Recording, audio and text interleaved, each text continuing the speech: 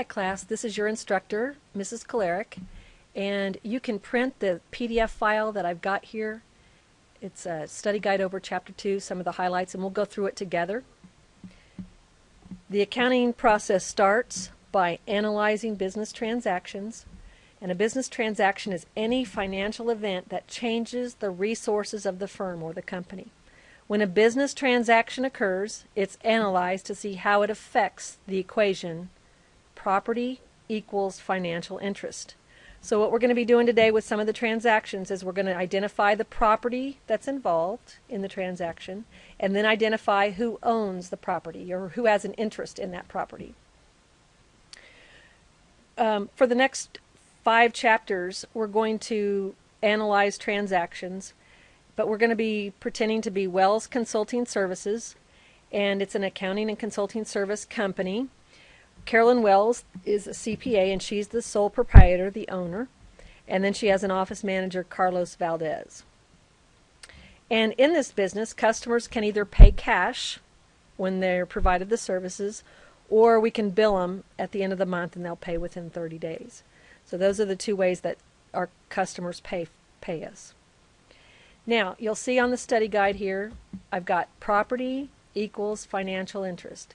And that's kind of a precursor to the accounting equation, but we're going to just kind of dip our toe in the water today and learn how to record transactions but keep this equation intact.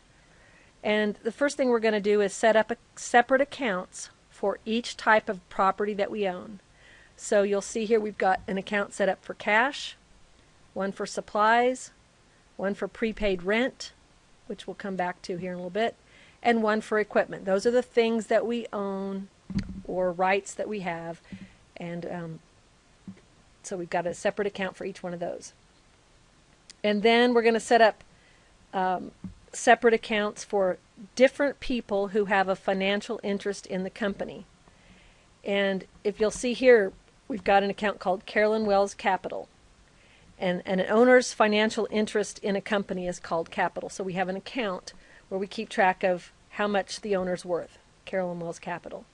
Then we also have an account called accounts payable.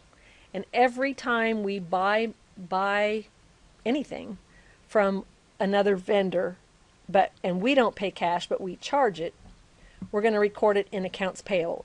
If you think about it, it's an account that we need to pay. Okay? So let's look at our transactions. We've got 6 here. And the first one, if you want to follow along in your textbook, it's on page 23. And there's a red-gray bar that kind of spans the top of the page. And you'll see right under that is the situation. And basically, Carolyn Wells withdrew $100,000 from her personal savings and deposited it in a new checking account in the name of Wells Consulting Services. Okay, so the first thing we're going to ask ourselves is, what property is involved here? And basically the business just got $100,000 in cash. And who has an interest in that property? Carolyn Wells, because she put her own money up for this company. So for our first transaction, we're going to say cash is going to go up $100,000 and Carolyn Wells Capital is going to go up $100,000. Because we have to keep the equation in balance. Property equals a financial interest. Okay, that's our first transaction. Now, the second transaction is toward the bottom of page 23, again by the red-gray bar. It says, Wells Consulting Services issued a $5,000 check to purchase a computer and other equipment. So we ask ourselves, what property is involved here? Well, we wrote a check, so cash is involved, and we bought a computer and some other equipment. So equipment is involved. So what we're going to do is we're going to put a minus $5,000 under the cash column, because cash went down $5,000 when we wrote that check.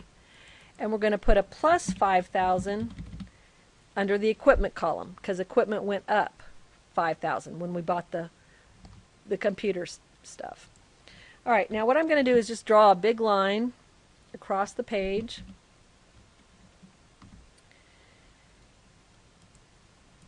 And I'm going to bring my totals down. So I had 100,000 in cash minus the 5,000. Now I have 95,000 in cash. Nothing in supplies, nothing in prepaid rent. Equipment has $5,000.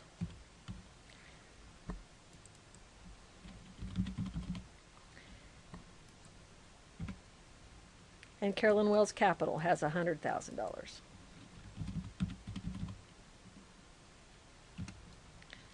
All right. So we ask ourselves, is our equation still in balance? On the left side, we have 95,000 and 5,000. That's 100,000. And it still balances out with the 100,000 on the financial interest side. So we're good. Okay, so those are our first two transactions. We're going to take a look at the third transaction, and it's actually in your textbook on page 24. By the red gray bar, it says, Wells Consulting Services purchased office equipment on account from Office Plus for $6,000. So we bought some equipment. We did not write a check, but we did charge it because it's on account. And we spent $6,000. So what accounts are affected? What properties are involved? Well, we bought equipment, so our equipment account is going to go up $6,000. And we owe the money. So who has a financial interest in that? We're going to list it under accounts payable. Because Office Plus is going to have a financial interest in those computers until, or the office equipment, until we pay off our bill. So accounts payable went up $6,000. All right. Now we're going to draw a line across the page. And we're going to bring down our totals. So we still have 95,000 in cash. Our equipment now has a value of 11,000.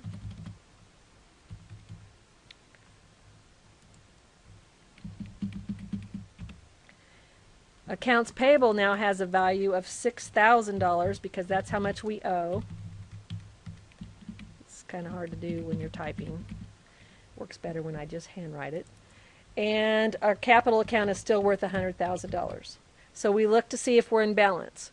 On the left side, the property side, 95,000 plus 11,000 is 106,000. And on the right side, the financial interest side, obviously 106,000. So we're still in balance. And we're ready for our fourth transaction. And it's on page 25 under the red gray bar.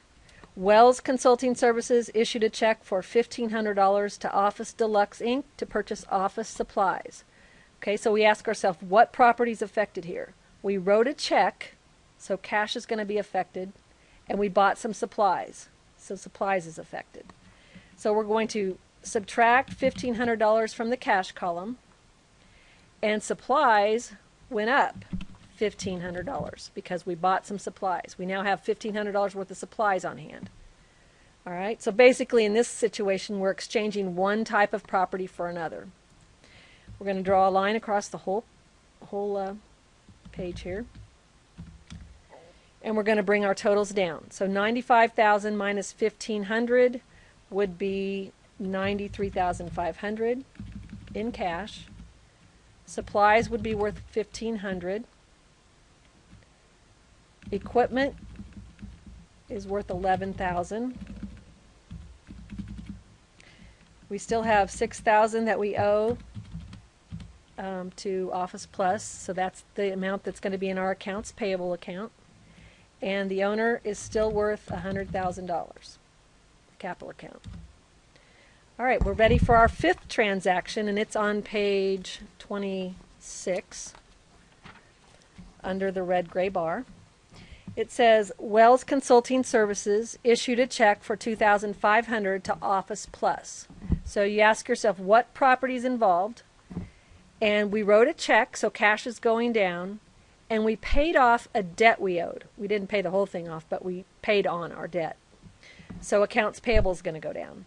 So here we've got, we wrote a check for $2,500 in the cash column, cash account. And over on accounts payable is going to go down $2,500 because we paid off part of our debt. So we're going to draw a line across the whole page. And we're going to bring our totals down. So 93,500 minus the 2,500 gives us 91,000 in the cash column.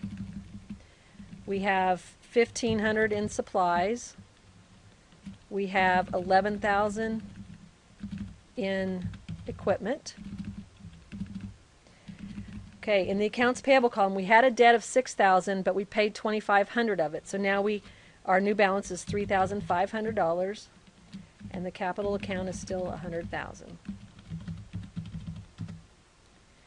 Okay, and the last transaction in this group, the bottom of page 26, by the red gray bar, it says Wells Consulting Services issued a check for $8,000 to pay for rent for the months of December and January.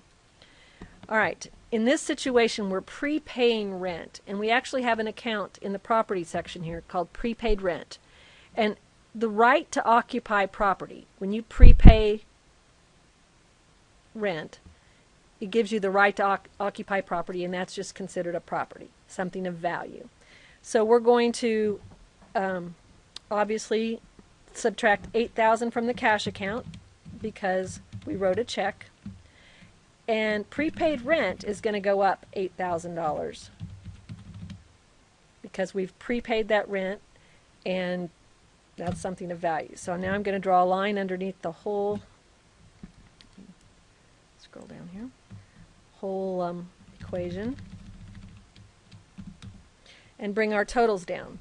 So 91,000 minus 8,000 that we just wrote a check for gives us 83,000 in cash. We have 1,500 in supplies. We have prepaid rent that's worth 8,000. Whoops. We've got equipment worth 11,000. We still owe 3,500 in accounts payable, and the owner is still worth $100,000. So now we're done with our 6 transactions. We check to see are we still in balance? Does our left side of property still equal the right side with financial interest? And if you add them up, it comes out 103,500 on both sides. So we're in balance and everything is good.